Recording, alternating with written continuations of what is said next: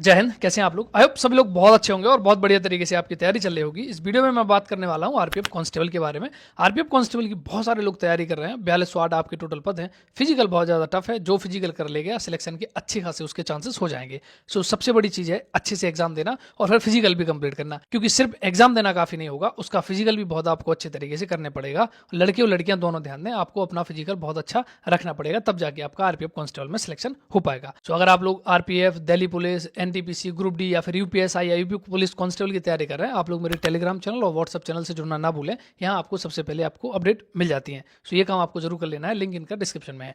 अब अगर हम लोग बात करें आपके आरपीएफ कांस्टेबल के बारे में कि हमें एग्जाम में क्या क्या गलतियां नहीं करनी है, जो हम लोग इस वीडियो में चर्चा करने वाले हैं। देखो, ट्रस्ट मी, अगर आप विश्वास करोगे और आप चीजों को ध्यान से सुनोगे और उनको अमल करोगे तो निश्चित रूप से आप वो गलतियां करने से बच जाओगे जो लोग एग्जाम सेंटर में करते हैं। सबसे पहले तो जहां आपका एग्जाम सेंटर है, कम से कम 12 घंटे पहले आपको उस एग्जाम सिटी में पहुंचना है। मान लो आप लखनऊ के रहने वाले हैं और आपका जो एग्जाम सेंटर है वो दिल्ली गया हुआ है, और मान लो कि दिल्ली 10 तारीख को आपका एग्जाम है, सो 9 तारीख की रात तक आपको वहां पे पहुंचना पड़ेगा। और अगर आप वहां पे पहुंच जाते हो, रुकने की व्यवस्था कहीं ना कहीं आपको हो जाएगी, कर लोगे 200-400 रुपए में, ठीक। सो ये आप लोग ध्यान में रखना कि जो आपकी एग्जाम सिटी है, ये नहीं कि हमारा 10 तारीख को एग्जाम है और हम सुबह निकलेंगे और 2 घंटे में पहुंच जाएंगे, पता नहीं हमारी जो ट्रेन है वो लेट हो गई फिर, या कोई और चीजें हैं, ट्रैफिक मिल गया, बहुत सारी चीजें हो सकती हैं। सो ये गलती आप लोग मत करना, इस चीज का आप लोग ध्यान देना। जैसे ही आप वहां पे पहुंच जाते हैं, फिर आपको केवल 2 चीजें लेके जाना है वहां पे, और दुनिया भर का ताम झाम लेने की जरूरत नहीं है। केवल आपको एक एडमिट कार्ड और दूसरा आपको ले जाना है अपना फोटो आईडी, बस 2 चीजें लेके जाना है। ध्यान रखना कि एडमिट कार्ड में जो आपकी डेट ऑफ बर्थ, नाम वगैरह है,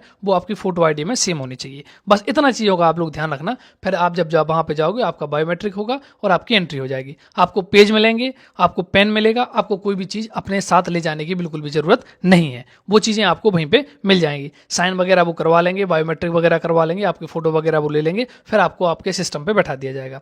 जैसे ही आप अपने सिस्टम पे बैठते हो, बिल्कुल रिलैक्स, करीब 15 मिनट पहले या 20 मिनट पहले आपको सिस्टम मिल जाएगा, आधा घंटा पहले भी मिल जाता है अगर आप टाइम से पहुंच जाते हो। बिल्कुल रिलैक्स होकर बैठना है, दिमाग में कोई तामझाम मचाना नहीं है, बिल्कुल रिलैक्स होके। फिर जैसे ही आपका एग्जाम शुरू होगा तो उसमें 3 पोर्शन रहेंगे, एक मैथ का रहेगा, एक रीजनिंग का रहेगा और एक जीके का रहेगा।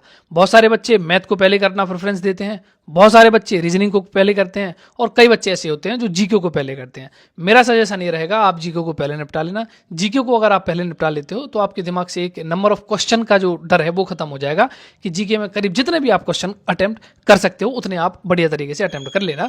और जीके में जैसे ही आप वो क्वेश्चन अटेम्प्ट कर लेते हैं, फिर आप स्विच कर देना रीजनिंग की तरफ और फिर मैथ की तरफ। तो ऐसे में क्या होगा कि आपके दिमाग के जो अंदर नंबर ऑफ क्वेश्चंस की जो दिक्कत है वो खत्म हो जाएगी।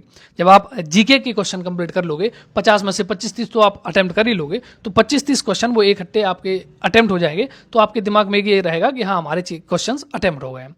फिर आप रीजनिंग पे जाओगे। रीजनिंग आपको पता होगा 35 क्वेश्चन आते हैं, तो जितने भी आप प्रॉपर तरीके से अटेम्प्ट कर सकते हो, बढ़िया तरीके से उनको अटेम्प्ट करना। और रीजनिंग मुझे लगता है लगभग 30-32 क्वेश्चन, 33 क्वेश्चन ऐसे आराम से आप कर लोगे।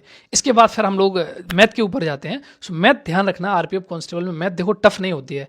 अभी बोलना आसान होता है, एग्जाम सेंटर में वो टफ नहीं होती है, लेकिन जो एग्जाम सेंटर का प्रेशर रहता है उसको झेलना थोड़ा सा दिक्कत में हो जाती है। जैसे आप एक कैलकुलेशन कर रहे हो और उस कैलकुलेशन में आपसे कोई भी एक हासिल नहीं जुड़ी, अब जब आप उसमें हासिल नहीं जोड़ोगे तो आपका आंसर गलत आएगा, और आंसर गलत आएगा फिर आपको वो कठिन लगने लगेगा। समझो इस बात को, जब हमसे मिस्टेक्स हो जाती हैं उसके बाद वो क्वेश्चन हमसे कठिन लगने लगता है। बाकी और बहुत ज़्यादा कठिन नहीं आएगा पेपर, मैं लिख के दे रहा हूँ आपको, लेकिन जो हमारी कैलकुलेशंस रहेंगी वही हमसे गलत होनी है, डेफिनेटली गलत होनी है और होती भी है। सो उन चीज़ों का अगर आप ध्यान रख ले गए कि जब आप कैलकुलेशन कर रहे हो तो बड़े आराम से करना, बहुत हड़बड़ी मत मचाना कैलकुलेशन को लेके।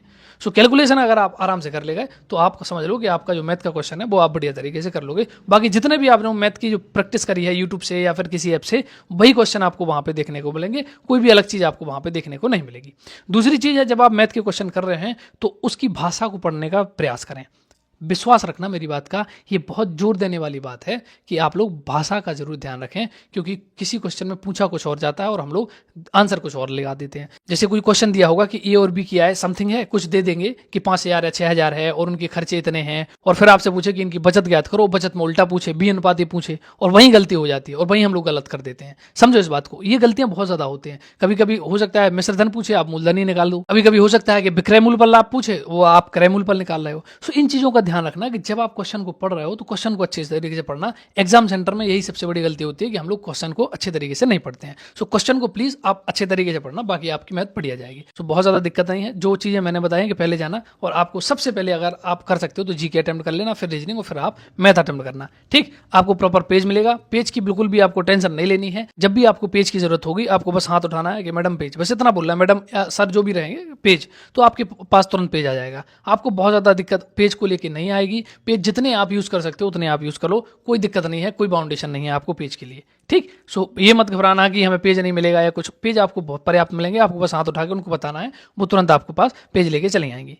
ठीक है, तो पेज को लेके आप बिल्कुल टेंशन ना रहो। आपको केवल फोकस करना है एग्जाम के उस मैथ और रीजनिंग के क्वेश्चन पे। देखो गलतियां होती हैं, आप यकीन करो, गलतियां तभी होती हैं जब हम लोग हेक्टिक में होते हैं या फिर हम प्रेशर में होते हैं, तभी गलतियां होती हैं। अगर हम माइंड रिलैक्स हैं तो हमसे बहुत कम चांसेस होते हैं कि गलतियां हो। सो आप लोग इस चीज का प्लीज ध्यान जरूर रखें। बाकी आप लोग अच्छे तरीके से एग्जाम देने के लिए जाइए, निश्चित रूप से आपका बढ़िया तरीके से एग्जाम होगा। और उसके बाद फिर फिजिकल और फिर उसमें मेडिकल, इन सारी चीजों की आपको अपडेट मिलती रहेगी। और इसके लिए आपको टेलीग्राम चैनल और व्हाट्सएप चैनल तो ज्वाइन करना ही पड़ेगा। इसके बाद कुछ ऐसे बच्चे हैं जो एनटीपीसी, ग्रुप डी या अदर एग्जाम्स की प्रिपरेशन कर रहे हैं और आप लोग कहीं पे प्रैक्टिस करने के लिए ऐप ढूंढ रहे हैं जहां पे आपको प्रीवियस ईयर क्वेश्चन पेपर भी मिल जाए, सेक्शनल टेस्ट भी मिल जाए, चैप्टर टेस्ट भी मिल जाए, तो आप लोग प्रेप पे जा सकते हो। यहाँ पे आपको बहुत सारा मटेरियल मिल जाता है।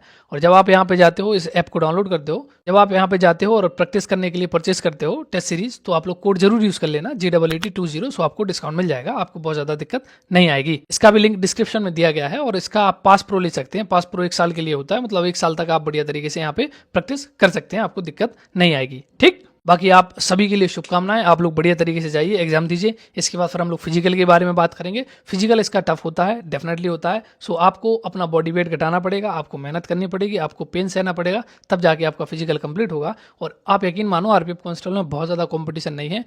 फॉर्म कितनी भरे जाएं इसमें, मैं फिर कह रहा हूँ, बहुत ज़्यादा कंपटीशन नहीं है। अगर एक बच्चा जो एवरेज है, जो बढ़िया तरीके से मैथ कर लेता है, बढ़िया तरीके से रीजनिंग और बढ़िया तरीके से जीके, मतलब एक एवरेज स्टूडेंट है, उसका 100% सिलेक्शन हो जाएगा, बशर्ते उसका फिजिकल अच्छा होना चाहिए। अगर आपका फिजिकल अच्छा नहीं है, आप कितने एक्सीलेंट, आप 120 में से 120 ला दोगे, आपका सिलेक्शन नहीं होगा। और अगर आपका फिजिकल एक्सीलेंट है और अगर आप फिर भी अच्छे क्वेश्चन अटेम्प्ट नहीं करते हो, तब भी आपका सिलेक्शन नहीं होगा। इस चीज़ का भी आप लोग ध्यान रखना। ठीक है, सो आई होप कि ये वीडियो आप लोगों को हेल्पफुल रहेगी और आप लोग मेरी बातों को अमल करेंगे। ठीक है, मिलते हैं अगली वीडियो के साथ। जय हिंद।